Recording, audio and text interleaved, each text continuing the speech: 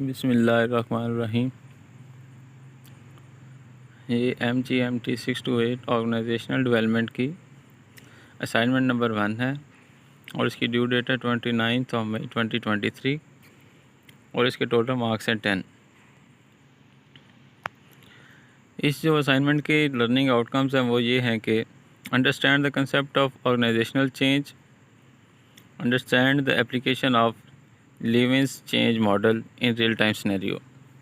मतलब कि एक सिनेरियो दिया गया और रिक्वायरमेंट हमसे ये है कि जी read the scenario carefully and apply Lewin's change model to develop a tentative solution for each step, provide a brief explanation for each step and support your solution with relevant arguments. मतलब कि इस assignment के लिए हमें लीवेंस change model का पता होना चाहिए। लीवेंस चेंज मॉडल ये है कि अगर कोई मसला बन गया तो आपने करंट जो सिचुएशन है उसे अनफ्रीज़ करना है, उसके बाद जो चेंज करनी है उस वो चेंज करें और उसके बाद उस चेंज को अपनी ऑर्गेनाइजेशन में दोबारा फ्रीज़ कर दें, मतलब दोबारा इम्प्लीमेंट कर दें। ठीक हो गया। मतलब ये 3 स्टेप्स हैं, मतलब कि अनफ्रीज़, चेंज और फ्रीज़। ठीक हो गया। अभी हम केस पढ़ लेते हैं। You are a newly appointed manager in a manufacturing company. The company has been experiencing declining sales and found a general resistance to change among the employees. The management has asked you to implement a new quality control system to improve products quality and efficiency. Your task is to implement a new quality control system. Use Levin's change model to guide your change management process. मतलब कि अभी organisation है, मतलब एक manufacturing company में आपको as a manager appoint किया जाता है। वो जो कंपनी है उसकी सेल्स जो है वो अप टू मार्क नहीं है और जो उसके एम्प्लॉइज़ हैं वो चेंज रेजिस्टेंस है, मतलब कि वो चेंज को पसंद नहीं करते। वो अभी ऑर्गेनाइजेशन है वो चाह रही है कि आप कोई ऐसा क्वालिटी कंट्रोल का सिस्टम इम्प्लीमेंट करें जिससे एक तो प्रोडक्ट इम्प्रूव हो जाए, उसकी एफिशिएंसी बढ़ जाए, उसकी क्वालिटी बढ़ जाए। अभी हम डायरेक्ट अपने असाइनमेंट सोल्यूशन की तरफ चले जाते हैं। ये एक सजेस्टेड सोल्यूशन है, ठीक है। आप इसको कॉपी पेस्ट मत करें, जस्ट आप इसे आइडिया लें और इसे अपने अल्फाज में लिखने की कोशिश करें। तो इस तरह ना तो प्लेगरिज्म का कोई इशू आएगा, ना कॉपी पेस्ट का इशू आएगा और आपके जो ग्रेड्स हैं उसमें भी किसी किस्म का मसला नहीं आएगा। वही सिंपल बात जो मैंने आपको पहले बता दी है कि कर्ल लीवन का मॉडल जो है वो 3 स्टेप मॉडल है और उसकी जो वो 3 स्टेप्स हैं वो अनफ्रीज़, चेंज और रीफ्रीज़ हैं। ठीक हो गया। अनफ्रीज़ क्या है? मतलब कि वो स्टेप जिसमें वो एग्जिस्टिंग मतलब माइंडसेट चल रहा था ऑर्गेनाइजेशन का कि उनकी सेल्स कम थी, उसके साथ साथ जो एम्प्लॉइज़ जो हैं वो चेंज को रजिस्ट कर रहे हैं, उसको हमने अनफ्रीज़ करना है। In this step the focus is on creating a readiness for change by breaking down the existing mindset and establishing the need for change in the manufacturing company where declining sales and resistance to change are observed. The first task is to unfreeze the current state of affairs. ठीक हो गया। अभी जो ये first मतलब step है curl लीवन model का, वो ये है कि जो एग्जिस्टिंग स्टेट है उसको अनफ्रीज़ करना है। अभी इस चीज़ को हम अनफ्रीज़ किस तरह करेंगे? कुछ सजेस्टेड आंसर्स हैं। Communicate the need for change, मतलब हम अपनी ऑर्गेनाइजेशन के जो एम्प्लॉयज़ हैं उनके साथ कम्युनिकेशन करेंगे, उनको चीज़ें रियलाइज़ करवाएंगे, उनको बताएंगे, इस चीज़ के लिए तैयार करेंगे कि हमारी ऑर्गेनाइजेशन जो है उसको एक चेंज चाहिए, क्योंकि हमारी ऑर्गेनाइजेशन की सेल्स कम है। अगर एक ऑर्गेनाइजेशन जो है वो अपनी सेल्स अचीव नहीं कर सकती तो वो आपको भी सैलरीज़ वगैरह नहीं दे सकती, बेनिफिट्स नहीं दे सकती, आपकी फैमिलीज़ को बेनिफिट्स नहीं दे सकती, आपकी फैमिलीज़ का ख्याल नहीं रख सकती। इस चीज़ के बारे में जो चेंज है, मतलब कम्युनिकेशन जो है वो अपने एम्प्लॉयज़ के साथ हमने डिस्कस करनी है। उसके बाद एक और मतलब सजेस्टेड जो सल्यूशन वो ये है कि create a sense of urgency, मतलब कि अपने ऑर्गेनाइजेशन के जो एम्प्लॉयज़ हैं उनको इस अर्जेंसी के बारे में बताना है कि चेंज कितनी ज़रूरी है। ठीक है। उसके बाद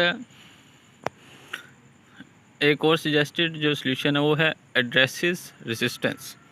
मतलब कि रेजिस्टेंस को एड्रेस करना है कि मतलब जो एम्प्लॉयज़ हैं उनको क्यों चेंज रेजिस्टेंस है, वो उनको क्या मसला है, क्या चीज़ें जो हैं वो उनको चेंज को कबूल करने पे, चेंज को एक्सेप्ट करने पे आमादा नहीं कर पा रही, राज़ी नहीं कर पा रही। ये चीज़ हमने देखनी है, ठीक है, इस चीज़ को एड्रेस करना है। अभी हमने मतलब कि अपनी ऑर्गेनाइजेशन को उस करंट सिचुएशन से अनफ्रीज़ कर दिया, ठीक है। इसके बाद नेक्स्ट स्टेप आ जाता है चेंज। कर्ल लीमन का सेकंड जो स्टेप हो जाएगा वो हो जाएगा चेंज। चेंज क्या है? This step involves implementing the new quality control system and addressing any challenges or obstacles that may arise during the transition।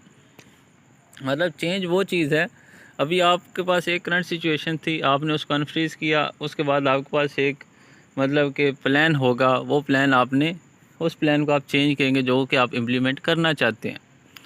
अभी इसके बारे में जो टेंटेटिव सोल्यूशन है, मतलब कि जो सजेस्टेड सोल्यूशन है वो ये है, डेवलप अ डिटेल्ड प्लान। मतलब कि एक डिटेल प्लान आपके पास होना चाहिए कि आपकी चेंज से क्या फ़ायदा होगा, आपके जो एम्प्लॉयज़ हैं वो किस तरह मज़ीद सेटिस्फाई हो सकते हैं, ऑर्गेनाइजेशन किस तरह अपने जो टारगेट्स हैं उसको अचीव कर सकती है। ठीक हो गया, ये चीज़ आपने अपने जो ऑर्गेनाइजेशन के एम्प्लॉयज़ हैं उनके साथ कम्युनिकेट करनी है। इसके बाद एक सेकंड सजेस्टेड चेंज जो सॉल्यूशन है वो ये है, प्रोवाइड रिसोर्सेज एंड सपोर्ट। जब आपने चेंज लानी है किसी ऑर्गेनाइजेशन में तो ज़ाहिर सी बात है उस चेंज के लिए कुछ रिसोर्सेज इस्तेमाल होंगे। अगर आपने एम्प्लॉयज़ को इस चीज़ के लिए राज़ी करना है, ठीक है, लोगों को इनकरेज करना है कि जो चेंज है उसको एक्सेप्ट करें, तो आपको चाहिए कि आप उन्हें रिसोर्सेज भी प्रोवाइड करें। रिसोर्सेज के साथ साथ आपने उनको ट्रेनिंग भी देनी है, उनको सपोर्ट भी करना है। ठीक हो गया। इसके बाद नेक्स्ट जो सजेस्टेड सॉल्यूशन है वो ये है कि इनकरेज कोलैबोरेशन।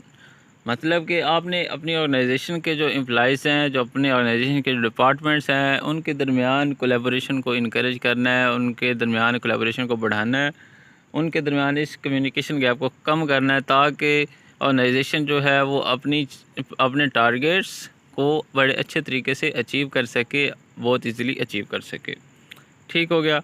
उसके बाद जो नेक्स्ट एक सॉल्यूशन है वो ये हो सकता है कि जो मॉनिटर प्रोग्रेस, मतलब कि जो चेंज आपने इम्प्लीमेंट की है, क्या वो चेंज अपने प्लान के मुताबिक इम्प्लीमेंट हुई भी है या नहीं, इस चीज़ को मॉनिटर करना बहुत ज़रूरी है। अगर आप चेंज जो है वो ऑर्गेनाइजेशन में कम्युनिकेट कर देते हैं, सब कुछ कर देते हैं, लेकिन उसकी वो जो आउटकम है वो नहीं आती, तो उस चेंज का कोई फ़ायदा नहीं है।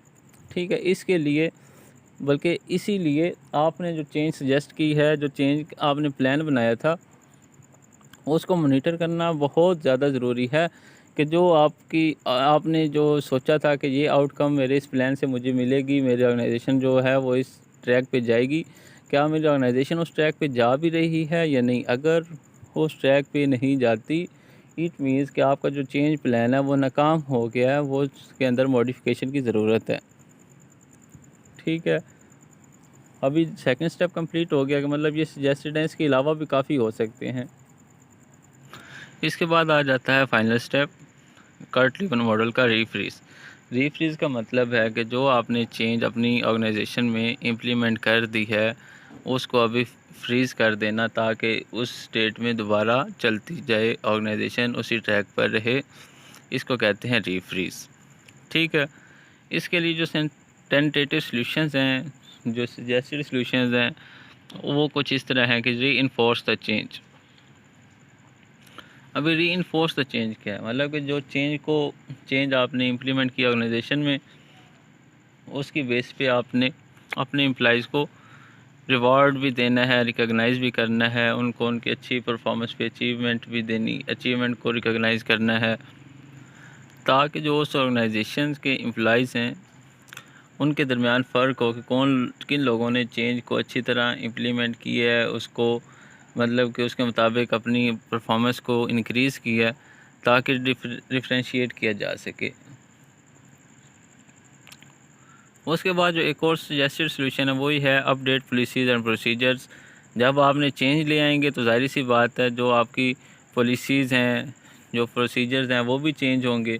तो आपने अपनी जो ऑर्गेनाइजेशन के जो पुराने प्रोसीजर और पॉलिसीज़ थे उनको मॉडिफाई करना है, उनको चेंज करना है।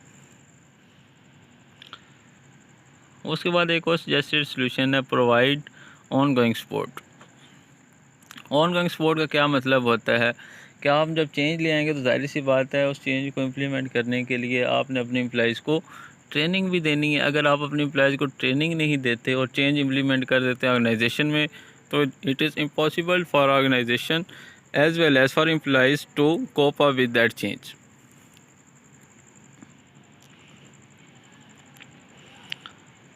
उसके बाद एक और सजेस्टेड टेंटेटिव सोल्यूशन वो ये है मॉनिटर एंड एवेलुएट।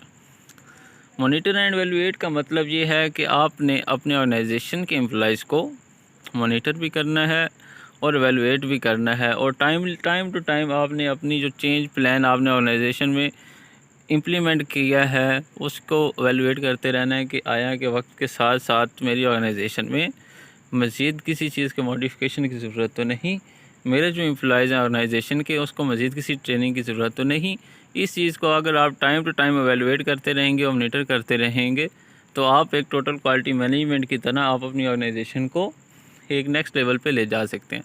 अगर आप एक चेंज इम्प्लीमेंट कर देते हैं और कहते हैं this is the final that can be change in our organisation, और जो एक्सटर्नल एनवायरनमेंट है उसमें जो चेंजिंग एक्सटर्नल एनवायरनमेंट जो होता है वो तो थ्रेट होता है किसी भी ऑर्गेनाइजेशन के लिए, उसके अंदर जो चेंज होती है वो तो टाइम टू टाइम होती रहती है, उसमें तो कभी भी ठहराव नहीं आता, उसमें तो कभी भी पास नहीं आता, वो तो कंटिन्यूस चेंज होती रहती है। जब एक्सटर्नल एनवायरनमेंट कंटिन्यूस चेंज हो रहा है तो ऑर्गेनाइजेशन को भी चाहिए कि वो अगर उस अपने एक्सटर्नल एनवायरनमेंट के साथ कोप अप करना चाहती है तो टाइम टू टाइम अपने प्रोसीजर्स अपनी पॉलिसीज़ के अंदर चेंजिंग करती रहे, अपने जो एम्प्लॉइज़ हैं उनको टाइम टू टाइम जो ट्रेनिंग्स हैं वो देती रही, जो अपने रिसोर्सेज हैं उनको टाइम टू टाइम अपडेट करते रहें। ये तमाम चीज़ें जो हैं ये मिलके कर्ल लीवन मॉडल को मुकम्मल करती हैं।